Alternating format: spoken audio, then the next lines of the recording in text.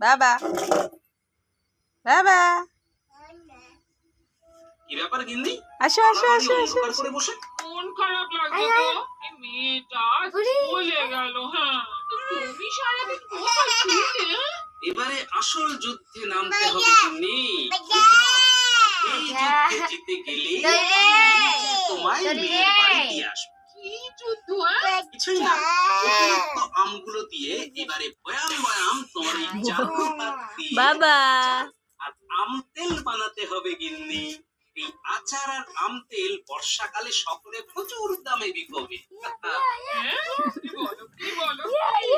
আমি আম দিয়ে নানা না সুন্দর